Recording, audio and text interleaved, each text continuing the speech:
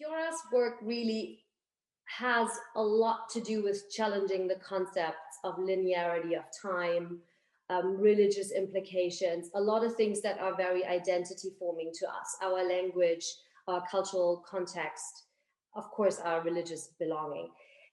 His work has been exhibited far and wide, and I will turn to my notes now to read this. His studio is in New York City, where we will be welcomed in a few moments. He started his studio for art and design there in 2004. I always said that my background is actually, I'm an art historian, my background is gallery life. I worked in a gallery for a very long time. And I dread talking about an artist while the artist is present, because you can never really do it justice, and it feels inadequate always. So, you know, while I said things like it's interconnected, it's interwoven, it's boundaryless, and so on and so forth, in your words, would you introduce us to your practice and give us maybe a quick spin around the studio so we can get an idea of where we are? Absolutely, with pleasure. But first, I would like to introduce you to a very vital part of my studio, which is Stephen Estock. Hi, everyone. This is my studio director and right hand or left hand, depends on your... So, as Aurelia mentioned earlier, I founded my studio about 17 years ago. And I want to think of this place as a laboratory where we are examining time, text, and the way that cultures are connected. As Stephen will walk around the studio, you will see sculptures that are finished and some work in progress. What you see here is actually Part in Water, which is one of my favorite sculptures in the studio. You will encounter projects and objects from India, from Africa, and from other parts of the world, and from different eras of time. And each one has a particular narrative and energy that will become part of what I see as the larger conversation about how humanity is connected, which is something that is very much part of what the work that is currently on view at the Triennale at Asia Society is exploring. And, you know, just to be sure that you believe us that we are in New York, this is the Empire State Building, which is the view through our studio skylights. We had planned for this summer to come and visit you in New York for the opening of the Triennial. And there we already are on Andy's screen, because, Ghiora, you did a really wonderful work that is on view at the Triennial. We can't travel there at the moment, but we would love to experience it here. Yeah, so maybe I should, of course, we should start with the Triennale. What I like about starting the studio visit with this particular work is that it brings together aspects of time, text, and gender, which are elements that I use as a medium in my artwork. This particular work explores connections between gender and cultures by looking at languages and objects as very much signifiers. During the last decade, I've been incorporating melted languages into my work. You see here large-scale sculptures. I used Hindu, which is a melding of Hindi and Urdu, and Hebraic, a melding of Hebrew and Arabic.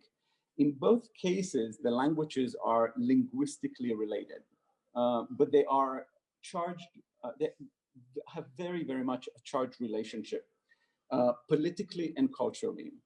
For me, Hebrew and Hebraic speaks to histories of cultural plurality, and it opens a window onto the meaning of identity, from politics to gender.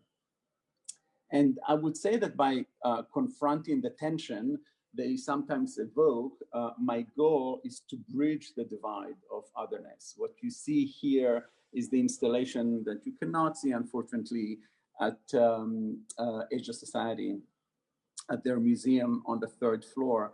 Now, since we're not able to see this work, I think it would be wonderful if, Andy, we can share the short video that we made in the studio about the work.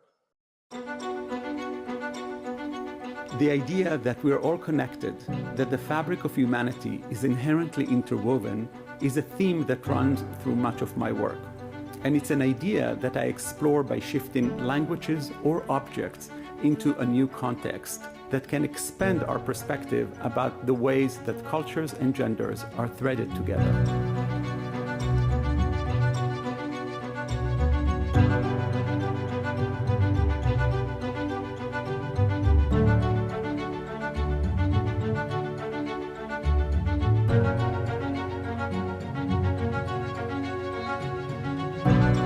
While working on an art project in India, I came across this antique garment, which at first I thought was a gown worn by a woman.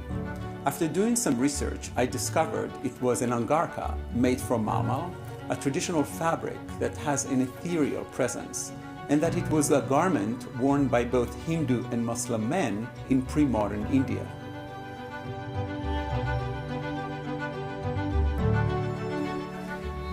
In my work, I've created combinations of languages that are metaphorical expressions of their intertwined cultural narratives, including Hebrabic, a combination of Hebrew and Arabic, and Hindru, a melding of Hindi and Urdu. And as I began thinking about the angarka's intercultural history, and also how the angarka had blurred my perception of female and male, I wanted to channel those ideas into an exploration of gender across cultures and marry that feminine energy with the masculine identity of the angarka.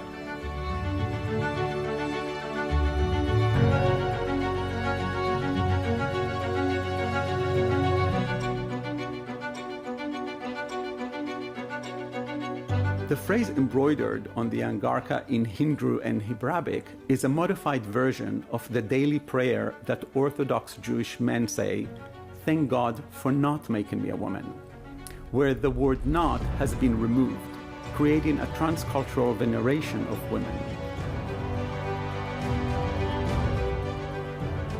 The brooch is an assemblage I made by combining antique Indian, Christian, Jewish, and Islamic jewelry with prayer amulets as an expression of feminine vitality that transcends cultures.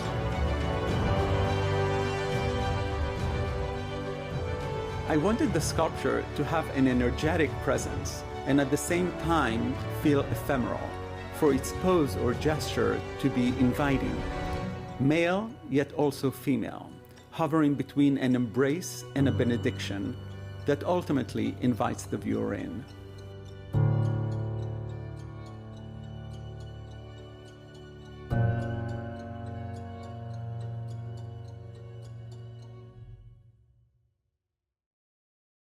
That's such a wonderful work. Thank you. Thank you, Ghiora. It's very beautiful. I think it's also really wonderful to see it in this film format because we can't really get into the texture of it otherwise, right? Like it's such a work that you want to experience in person. It's really. I agree. It's like, when you see it in person, you understand the texture and the textile and how ephemeral it is, and it's a completely different experience. Right. We will actually get to a few points that I've mentioned in the film later on, such as the use of language and the reassemblage of language, prayer, and so on. However, we've already taken a look at it. We have a particular treat here today because we are getting a first view onto something you made for the triennial benefit. This is super exciting because you're actually the first one to see this monotype. It was just we literally in the process. You see some work that is in progress as part of the Triennale to support Asia Society. I created this limited series of their monotypes with the phrase "Thank God for making me a woman" in Hebrew and Hebrabic. It is embroidered on sections of antique fulkari. So you're probably asking, what are these textiles, fulkaris? Those are embroidered shawls, actually ceremonial shawls from very traditionally done in Punjab in North India, which are typically given as by the bride to her mother-in-law at the time of her marriage. I have a little bit of history of embroidering fulkaris. It was the topic of my first museum exhibition called Missives at the former Victoria and Albert Museum in Mumbai. The exhibition, to say a little bit about it, was inspired by the discovery of love letters written by my mothers in the 1950s as a young girl outside of Jerusalem. Both my parents passed away at an early age, so the discovery of these letters years after my mom passed, I kind of got to experience my mother as a teenager in love.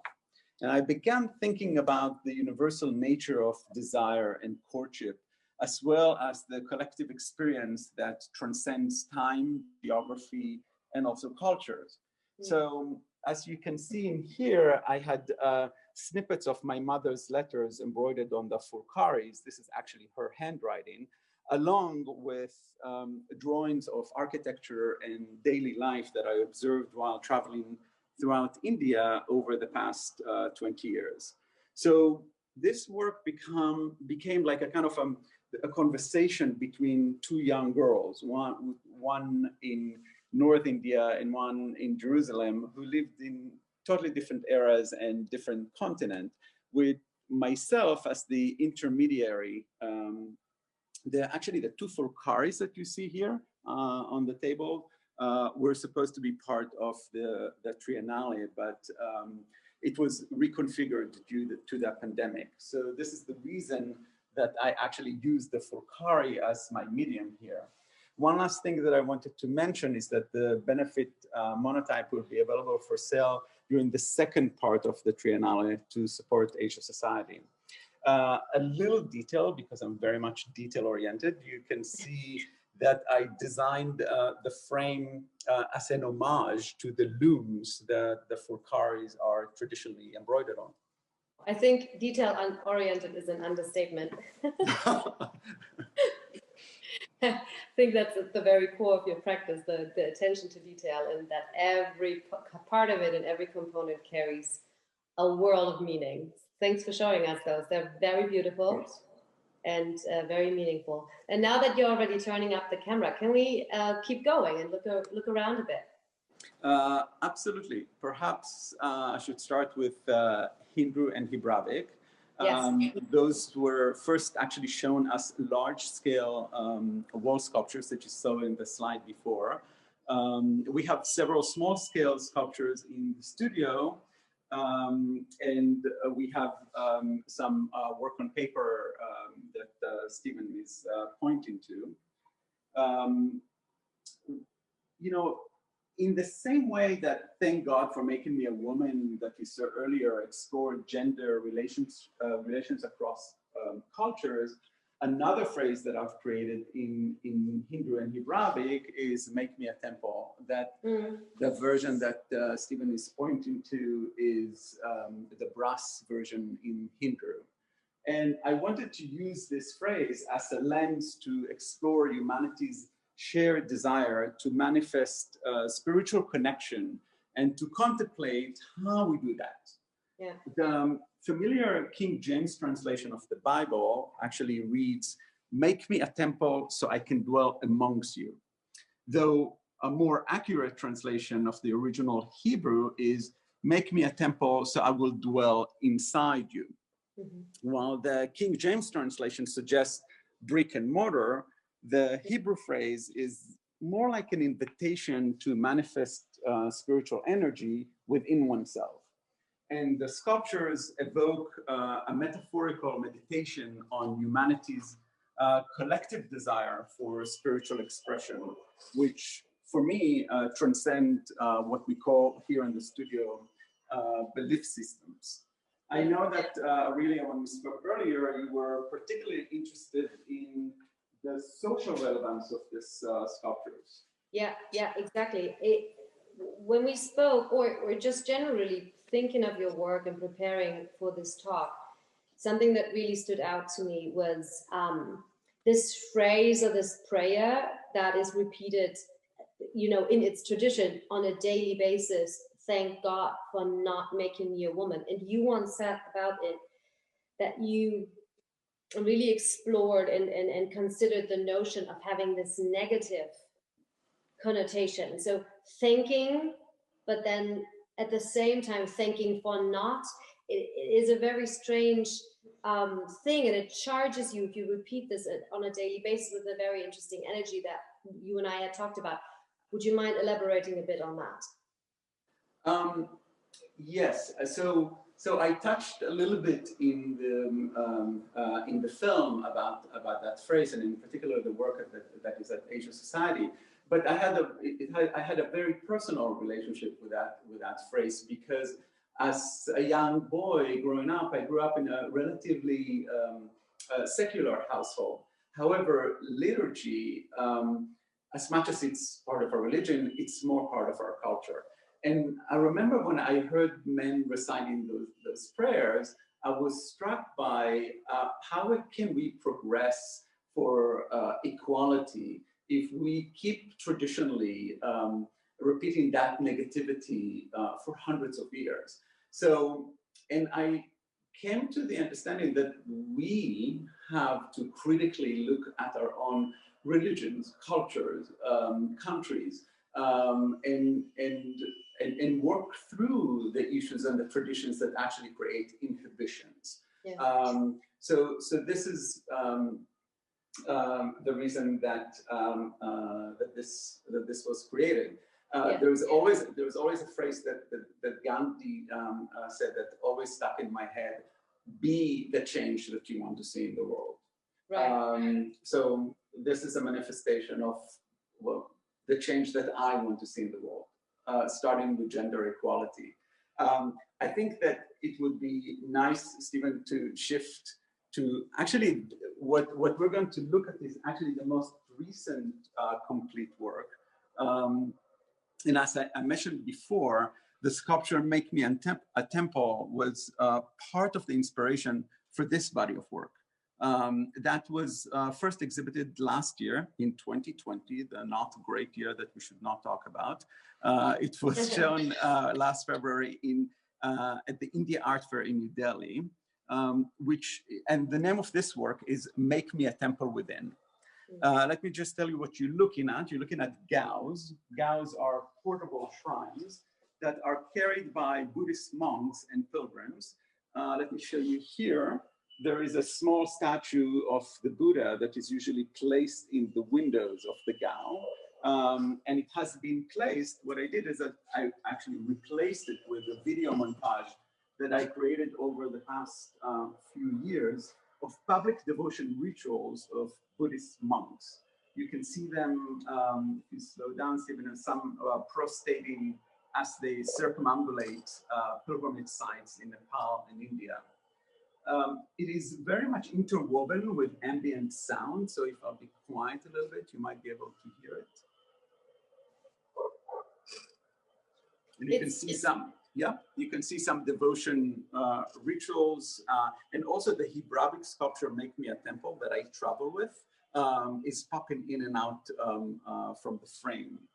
The most important thing about this work is I wanted to create a visual mantra that embodied the cultivation of spiritual energy within, and also celebrate the act of internal rather than an external expression, inverting the relationship between the shrine and the worshiper. If you go down a little bit, Stephen, and cascade to one of my favorite body of work, which is this is the body of work that I would like to share with you, that is about a universal nature of spiritual energy in the pilgrimage journey.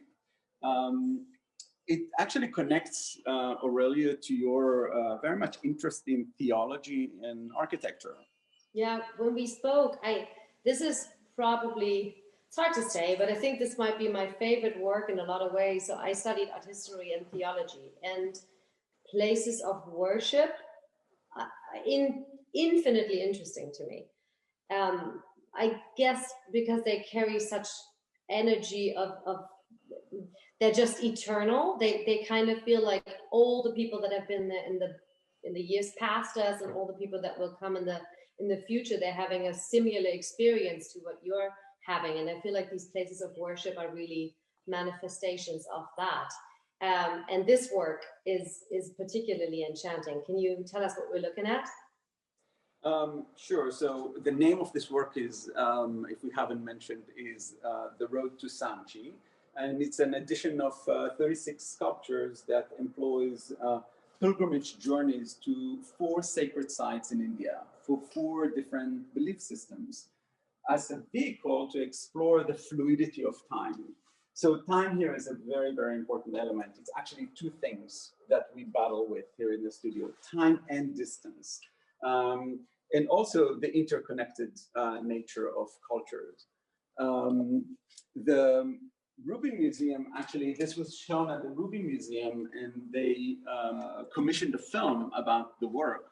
I'm going to interrupt you because I know you wouldn't jubilate for yourself there, but I have to express a massive congratulations here, because this work was just acquired by the Metropolitan Museum of Art, which is fantastic and well-deserved and just absolutely wonderful. Congratulations, Ghiora. Thank you very much. We're still hyperventilating about this acquisition. Bet. Thank you. Well-deserved. Thank you.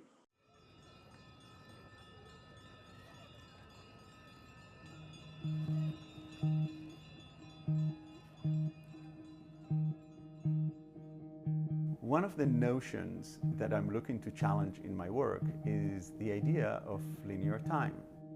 And a pilgrimage in particular allows us to experience time in a different way. We're participating in a ritual which so many have done before us and so many will do after us. And at that moment, linear time collapses. The past, the present, and the future all exist equally. And you shift into an alternative realm of time. The Road to Sanchi is an installation of 12 sculptures where I've taken obsolete taximeters from India and transformed them with video screens on both sides. So each becomes an oculus that documents rickshaw rides I made to 4 sacred sites in India for Buddhists, Jews, Muslims, and Hindus. Sanchi, where part of the Buddha's ashes were buried in 3rd century BC. Matanchari, which has the oldest continuously operating synagogue in India, the Paradesi Synagogue, which was built in the 1500s. Nizamuddin, the Dargah of the 13th century Sufi saint in Delhi. And Varanasi, also known as Benares, one of India's oldest and most holy cities, where the Hindu ritual of Aarti is performed on the banks of the Ganges every morning and evening. And each of these sites possesses an energy that you feel and to which you can connect. I've been documenting these pilgrimages for over a decade now. During one of my rides, the utilitarian function of the rickshaw meter, which was to measure time and distance of a journey, took on a new meaning. It became an object inscribed with the metaphorical energy of thousands of journeys. And now that the analog meters have been outlawed and replaced with digital versions, I wanted to transform it, to bring it back to life in a non-conventional way, to shift its perception in the eyes of the viewer. So I replaced the numerical dials that represented the time, distance, and cost of reaching your destination with videos of my rides to the pilgrimage sites, where you only see the road to, never the actual pilgrimage site. So it becomes about the wonder of the journey rather than the destination. I wanted to animate this inanimate, obsolete object and activate the energy it contains as an artifact, and then create a new context for it under a glass dome that is a blur between a time capsule and the silhouette of the stupa.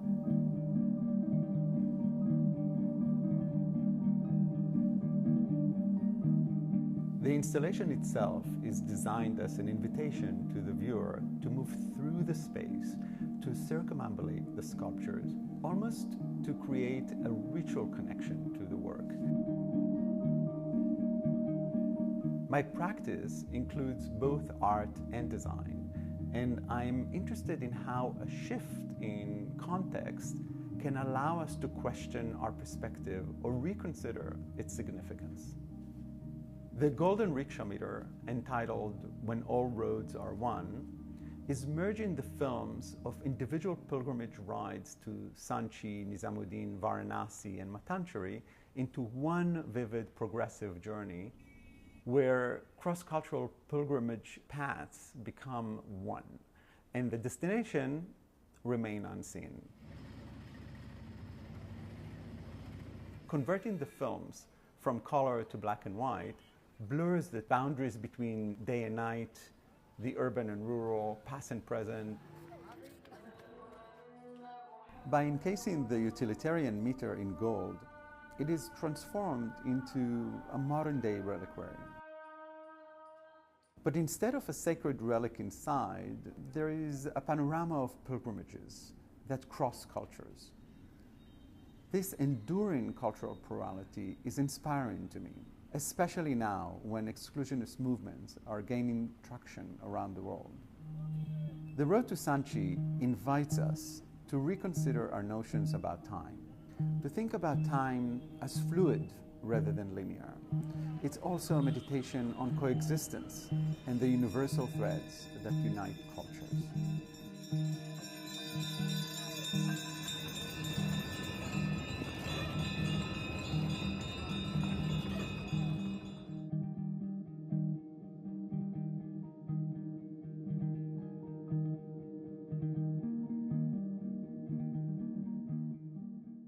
What a great work. And here we go. I was just about to say we have to be mindful of time, and there's still one work that we really want to see, which we're approaching now.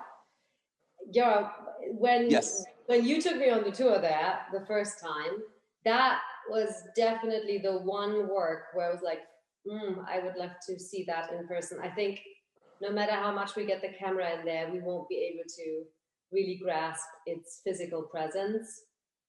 I agree with you. Plain. Yes. What marvel is. It's going to take more than 5 minutes to explain this, but I'll try to do my best. If I mentioned earlier that time and text are medium of my artwork, this series exemplifies that. What you're looking at is the Genesis series in a body of work from that was inspired by the biblical story of creation, which I began working in about, I would say, 2012, as a way to examine dialogue between science and religion. This is a series of 7 assemblage sculptures inspired by the 7th day of creation and described by the book of Genesis, which explores the concept of creation as a dialogue between science, which thinks of creation as fact-based, and religion, which is faith-based. So in each of the sculptures I've juxtaposed, you're looking at vintage laboratory equipment, clamps, beakers, and flasks, most of which are engraved with the Genesis text in Hebrew. The religious, you can see some religious iconography, such as antique Torah crown and Torah finials from all over the world, with icons from the Genesis text, such as trees, birds, and representation also of Adam and Eve. You can find them somewhere in there, I swear.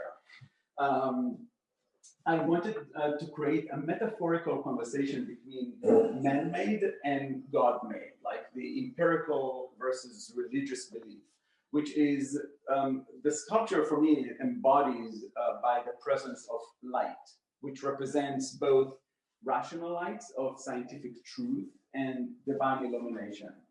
Now, we know that creation did not stop after those first 7 days. So the questions that I'm asking via this work is, what happens on the 8th day? In a way, I'm claiming and understanding that the baton was passed to us. And I wanted to express humanity's ongoing engagement with creation. And also it comes with a lot of responsibility. And the idea that creation is dynamic, sort of an ongoing, let's call it divine experiment. that we continue to change and evolve. And that is something that I feel more than ever in the time that we're living in. We're constantly evolving as the world is shifting around us. Yeah. So when I first finished the first 7 sculpture, each sculpture was an entire universe on its own, and each sculpture was representing a day in creation. Yeah. And when I finished the first 7, I actually mixed them all up. So you can see elements from the first day appear in the 5th day, text from the 4th day appear in the 2nd day, and so on. And this is my commentary on the act of creation. And also, I'm just going to touch and throw it on the table, and about the segmentation of time, that we were divided into, creation was divided into 7 days. Now, this work looks like it is complete. For Stephen, it is complete, but he keeps seeing me here constantly tweaking and changing it. And Stephen's line is like, the work is only complete when it leaves the studio. Yeah, I get that. I have worked with so many artists who are like, when do you know it's done? I think that's always a pressing question, right? You just decide it's done, I guess. Yes. This sculpture has been exhibited far and wide. Venice Biennial in 2016, Jerusalem Biennial in 2017, and in Amsterdam in 2019. I think it's very fascinating that you're saying you're bringing these 2 realms together. You know, can you elaborate a little bit more on that, the dialogue that's there? I'm going to be very brief about this, because it's lovely to say today that I'm referring to this work as the dialogue between science and religion, but if you look at the text that is 10 years old on the wall, my thesis started with the conflict between religion and science. But it seems that the rhetoric has changed to the dialogue between religion and science, and I'm going to give you one anecdote. There are many of them. But one anecdote is that at MIT, at their media lab, in the past 10 years, they're exploring the information that is embedded in the spoken word. And they very, very briefly discovered that the vibration and sound that comes in the spoken word is actually a creative act, a creative energy. And why am I telling you this story is that everything that was created in the book of Genesis, God did not take matter and create things. Actually, it was through the spoken word. And with one, and God said, let there be light. So the word as a creative energy. Yeah. In medieval paintings, or, you know, throughout the Middle Ages, when there's the Annunciation to Maria, the angel's words. Correct. Right? Also, so this carries through a very, very long time. The gravitas of the spoken word is, and the creative energy of it is very important. Ghiora, I know we're almost sort of through there, right? If I'm getting the lay of the land right. Not really. Absolutely not. It's actually you can do many rounds here and keep discovering. But there's one last sculpture that I thought we would look at before we wrap it up, and it's called the Tablet, and that was produced in your hometown in Zurich in Switzerland. It's an edition of 4 sculptures. This is the sculpture that Adrian mentioned earlier that is in the Vatican collection. There is one that is in New York in the Morgan Library collection, and it was just acquired by the National Gallery in Washington. So it was inspired by this little friend in here, which is called the cuneiform. The cuneiform is one of the oldest form of writing, and so you can see that the shape is actually very much related. The commission was for create a sculpture that will encase one of the most sacred books in Jewish mysticism, which is the correction to the Zohar. The correction to the Zohar are 70 commentaries about the book of Genesis. So even if you come closer, you will see that what I did is that it's a text-based, again, work. So I carved a solid block of aluminum with the text of Genesis. But if you look at the text, you would say like there's something really odd in here. What I did is that I make each word touch each other and created a continuous swell up to this part, which is the only word that you can read, which is the light. The book inside here is the book of illumination. What I wanted to say is that, again, for me, time is collapsing here because I'm creating an encasement, a modern reliquary encasement of one of the oldest book in Jewish mysticism. So let me just open it for you so you will see how the actual, so you can see that the text is actually carved through the box. One last thing that I would say about this is that there is a lock-in mechanism for this box, and it's a 4-letter word that says "Vayehi," which means "let there be," and it comes from the phrase "let there be light." And this lock-in mechanism is actually resting in 4 corners of the box, and then the second half is coming in and locking the book into safety.